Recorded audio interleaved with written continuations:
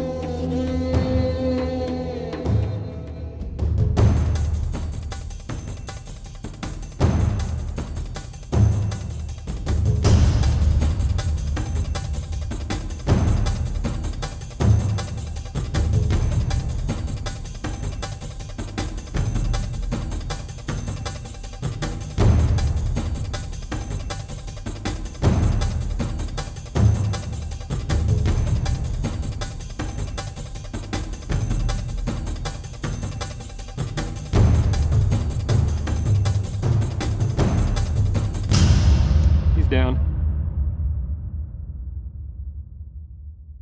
There's a lot of preparation going on this morning, Alvik. Yeah, we got to get everything ready. It's a big animal to skin, a giraffe. We were driving back yesterday. We had a great springbok hunt yesterday, and we're just coming back to camp, and off in the distance we spotted just the darkest, prettiest giraffe I think I've ever seen. So it was late in the afternoon yesterday, and you said once you get a giraffe down, it's a lot of work. Yeah, no, and you got to be more than one vehicle to carry all the meat and the skin, and everything is about 4,000 pounds of total animal that have to be, and nothing stays, everything comes back. So yeah, that's the thing, when we're hunting giraffe here, I mean, for us, it is a trophy hunt, but all of the meat from the giraffe, and you said there can be 2,000 pounds of meat, all goes to the conservancy here, and I think we're going to maybe, if we were lucky enough to get a giraffe today, maybe we'll go deliver some meat. Yeah, we'll do that. Should be fun. I'm looking forward to this. These things look like a dinosaur out there. The Brontosaurus of Africa. I think for a lot of people, they think, how can you shoot giraffe and so on, but it's just like any other animals. It have to be managed because they're so big. They don't have natural predators really, so they get overpopulated, and that comes, then they'll kill trees, they'll eat trees and kill them. Yeah. If there's too many giraffe, and especially in this dry desert country where there's not that many trees, we take out of this area only 2 giraffes per year out of 600,000 acres, so yeah. It's literally nothing. And the natives, they love us because when we shoot giraffe, they have lots of meat to eat, and the schools get meat and everything, so there's a lot of big smiles when a giraffe is down. So well, I'm looking forward to trying it too, but the first agenda is finding them. Yes. They're probably not standing where we left them yesterday. Yeah, well, no, probably not. So let's go see if we can find them. I'm excited. Let's go. Good.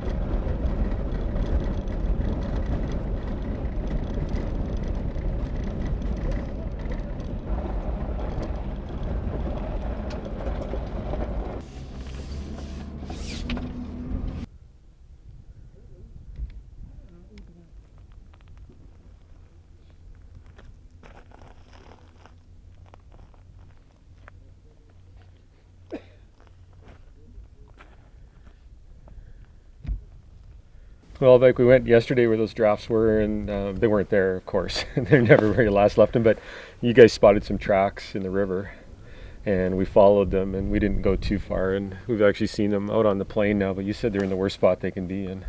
Oh, it's just very difficult to get to them when they're that in the open. Normally they like to be in between the trees, but early morning, they'll be out in the plain. Yeah. But we'll make it work. Looks like there's quite a few giraffe there, and I guess the big problem with them is there's nowhere you can hide from them. They can see everywhere. They're so tall. But yeah. Now you wanted to talk a little bit about shot placement. Yeah, just what I like is to put a giraffe down as fast as you can, and the neck shot is my preferred shot on them. You spine shoot them right under the chin, in the middle of the neck, pretty much. If you hit it there, they go down and they die quickly. Okay. So they don't suffer or nothing. Now how close do you think we can get? That's difficult. Let's see. Okay. They have giraffe and ostrich and baboon is the 3 animals with the best eyesight. Right. Here, so giraffe can see you from, and they have the elevation advantage. Yeah. So we'll see how close we can get if we have some trees between us, we might get in closer.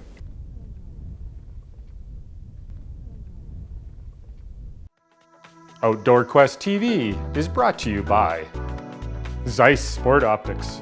We make it visible. Hornady, accurate, deadly, dependable.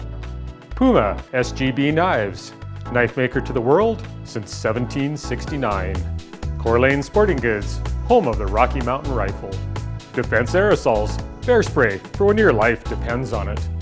Silver Willow Taxidermy, capturing the memories. Loa Boots, simply more. Safari Club International Canada, first for hunters. Deluxe Wall Tents, built in Canada for Canadian conditions.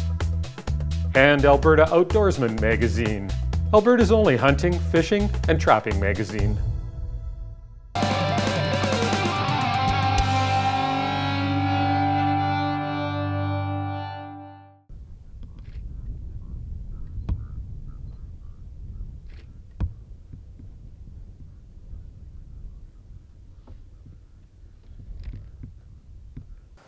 So you said those giraffe were in about the worst place they could be. Yeah, right in the middle of the plain there. Yeah, so we've come as far as we can with the truck. We stayed in the cover of the riverbed here, and I guess now we'll go a little further on foot. They're still maybe 1 kilometer away. Yeah, so we'll just use the cover of the mopani trees in the riverbed. Yeah, and then once we get close, hopefully they move to us or we can get to them. He's a beautiful looking giraffe. Yeah, let's go. Okay.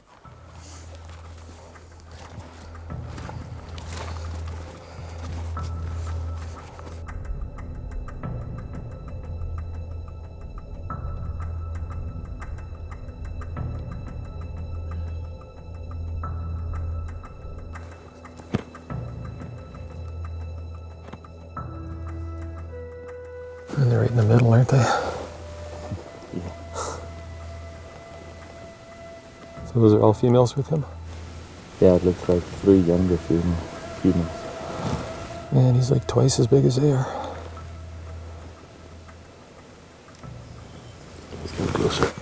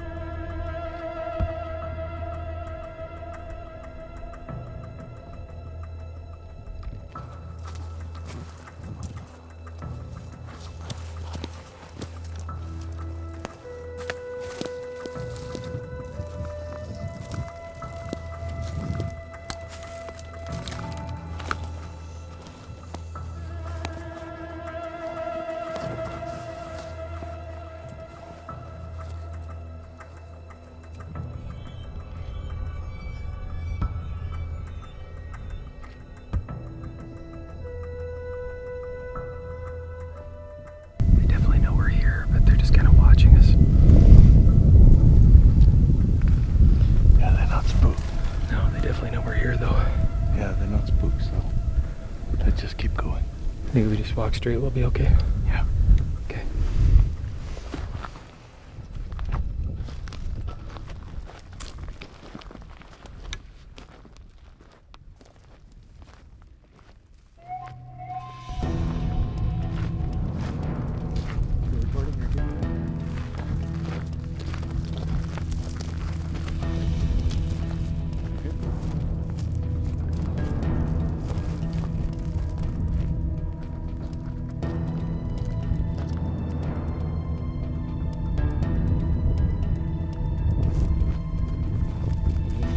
Yep.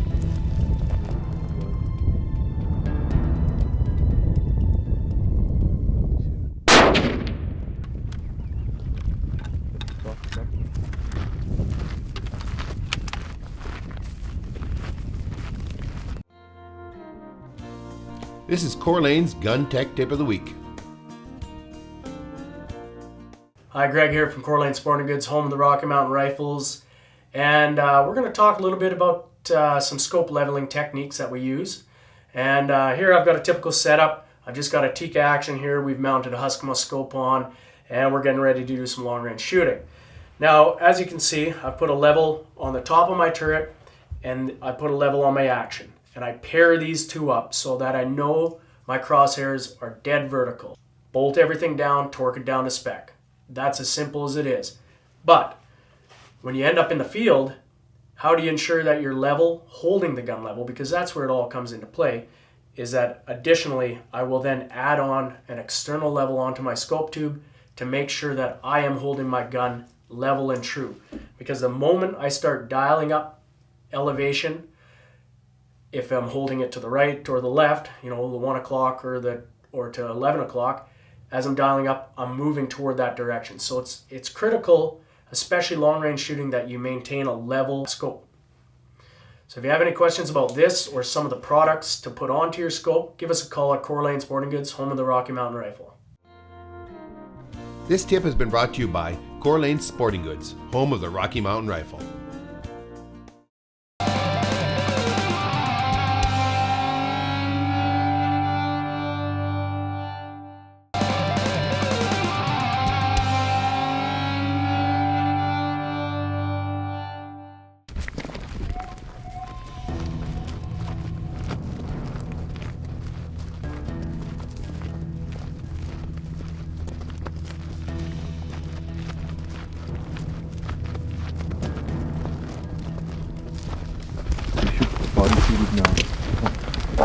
Right above the lake? Yeah, go up the lake. And then knob that. He's got like a, in his chest he's got like a Adam's apple, you know. Yeah. Just above that.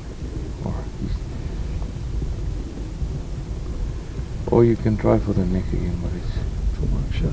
It's a long shot, it's 280 yards. How much? 280. 280? Yeah.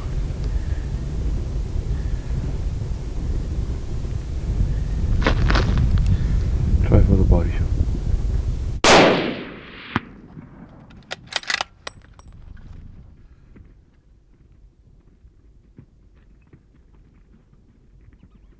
gonna expire. He's done. Don't have to shoot him again. Good shooting, man. Oh, I wouldn't say that, but We got him. Beautiful giraffe. holy. Excellent. Just don't let me shoot under 200 yards, okay? I don't know what happened. We were 150 yards. I was holding steady on the neck. Crosshairs were solid. Squeeze, nothing. And then he gets out 280 yards. Then 20 yards and he fell over. Yeah, that's good. And he fell on his side. Yeah. Thank you. Congratulations. You're most patient, but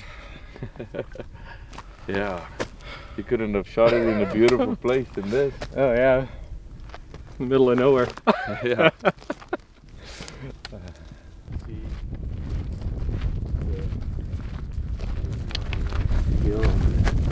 See those Yeah. trees behind? Yeah. Just look across. That's the, all springbok. Yeah. No. That whole hill Yeah, is yeah. filled up with springbok. By the thousands.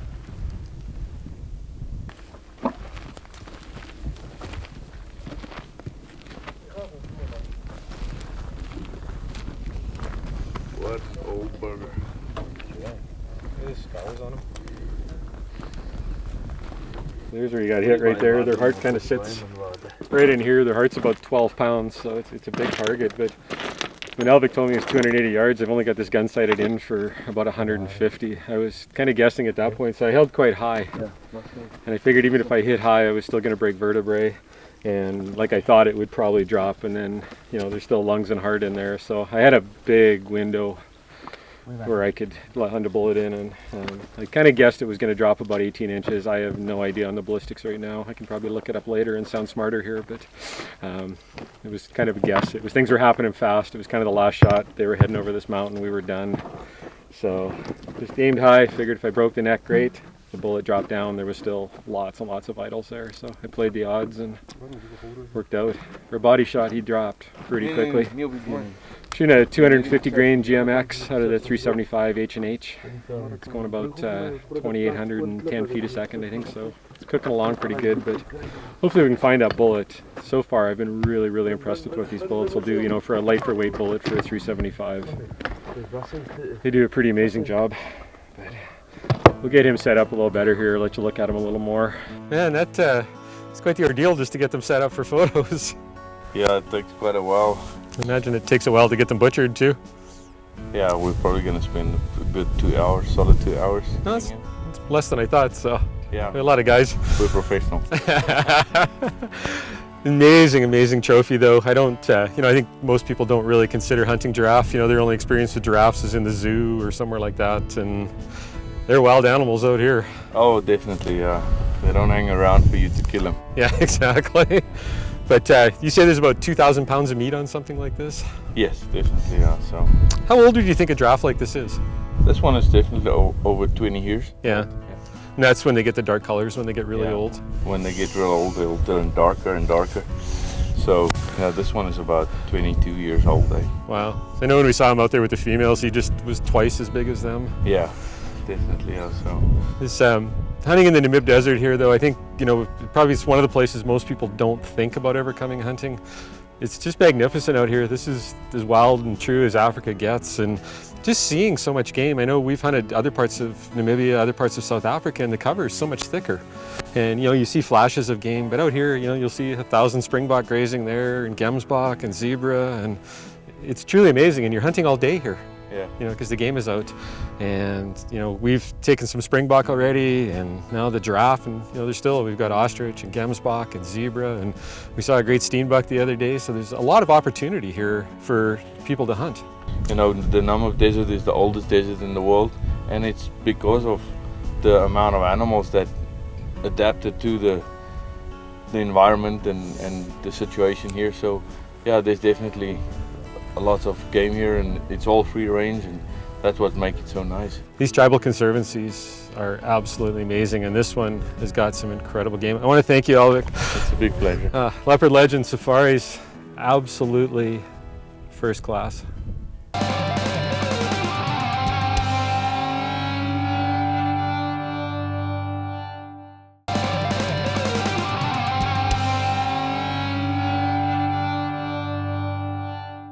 Now, I've long been a fan of the monometals, and in something like this giraffe that we're hunting today, there really is no better choice. Super tough bullets, they bust through bone like no other bullet I've ever seen. Great weight retention, typically 95 to 100%. So with that weight retention, we get great penetration, and it also allows us to use a slightly lower weight for caliber bullet than we would with more traditional bullets. In this case with a 375, I'm using a 250 grain bullet, but since I get that great weight retention, I still get the penetration. Now, despite these being proven for many, many years, they're still plagued with rumors. And probably one of the biggest misconceptions about these bullets is that with high velocity, close range impacts, they just zip right through an animal and never open up. And nothing could be further from the truth. With a high velocity hit, these things, the expansion on them is just violent and rapid. If you're going to have troubles with expansion, it's going to be with a low impact velocity. So what we like to say is keep impact velocities up around 2,000 feet per second or higher. So, even something like a 30-06, we're still shooting out close to 500 yards. Now the GMX is a slightly different design than a lot of the other monometals. It's actually a 6-pedal design. So if you look at the frontal area on it, it's more like a traditional cup and core or a bonded bullet. You get a really uniform mushroom to the bullet. Whereas we look at some of the earlier monometals here, they're a 4-pedal design. We actually get voids in that frontal area. So with the 6-pedal design, that greater frontal area, it does a lot more damage going through the animal. If you haven't tried out monometals, I'd really suggest you do. I know I've sure become a convert. Well, there was going to be a vehicle from the Conservancy was going to come help us with the meat, but it's a little too rough. We're a long ways back, and there's just too many ravines and river valleys to cross, so we're not going to be able to get the big truck back here. So we're going to have to take it all back in the Land Cruiser, which is going to mean a couple trips. There's just so much meat here that there's no way we can take it all in one trip. But we'll get it all loaded up, run one load in, and come back out, get the other load, take it in. All part of hunting on one of the tribal conservancies.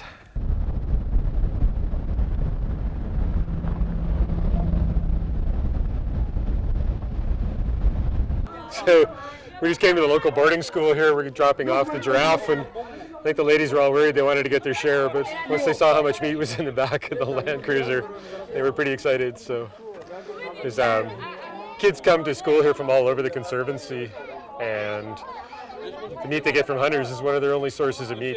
So pretty important to them. You can tell they're pretty excited to get it. It's a really neat part about hunting in some of these wilder parts of Africa is experiencing this. I think they've gathered up a few of the kids for us now. They're going to sing for us. It's one of the cool things. It's actually how the kids learn English here is singing. So anytime someone brings them some meat or something like that, they reward us by singing a song.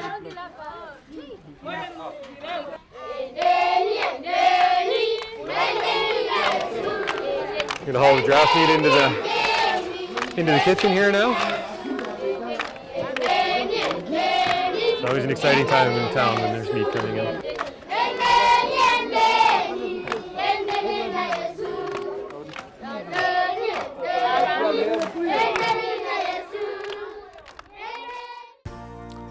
For more information on booking your own dream safari in Namibia with Leopard Legend Hunting Safaris, check them out on the web at leopardlegend.com. Or you can contact their Canadian representatives, Mark and Cindy Zimmerman, at selectworldwidehuntingsafaris.com. Outdoor Quest TV is brought to you by Zeiss Sport Optics. We make it visible. Hornady. Accurate, deadly, dependable. Puma SGB Knives. Knife maker to the world since 1769. Coeur d'Alene Sporting Goods, home of the Rocky Mountain Rifle. Defense Aerosols, bear spray for when your life depends on it. Silver Willow Taxidermy, capturing the memories. Loa Boots, simply more. Safari Club International Canada, first for hunters.